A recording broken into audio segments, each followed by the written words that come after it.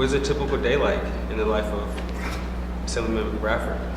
What's a typical day? I don't think there are typical days. I mean, it's full of activity when we're in the Capitol, but when you're in the district, you're doing meetings and constituent outreach and things of that nature, meeting with various organizations. How do you balance your professional and your social commitments? Well, it's time consuming. I think to do this job right, it takes a whole lot of your time. So I really admire my colleagues who are married and have kids, because that's a hard balance for them. I just happen to be a single guy, so I work all the time. So I think this is my social part of my life too. The work that I do, public service, is who I am. So I do it 24/7. Why is diversity important to you?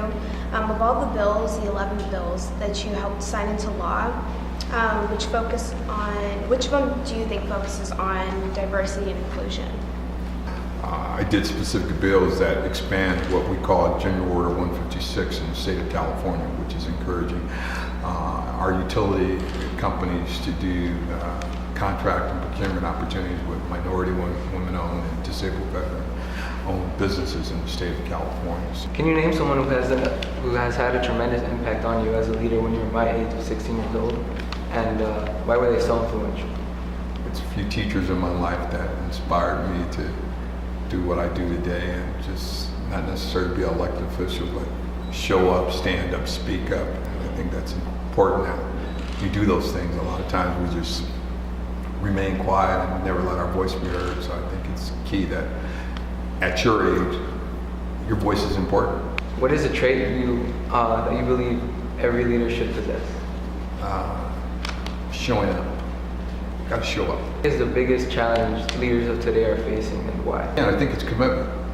I mean, a lot of folks are in leadership positions, but might not be as committed to the process as they should. I mean, and you just got to stay committed.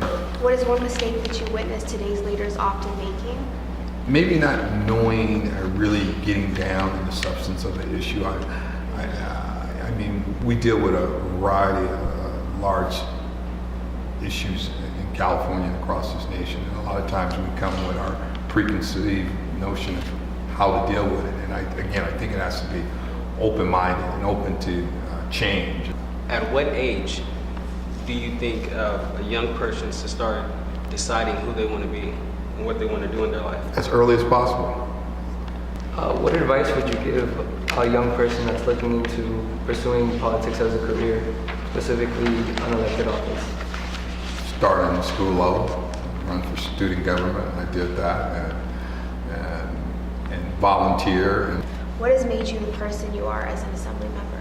I think I got my value from my parents. I mean, they always insisted on, like I say, speaking your mind, being respectful again of authority, but not afraid to challenge it and question it. Give me 3 words to sum up Assemblymember Bradford, future senator. 3 words: committed, hardworking, and I show up.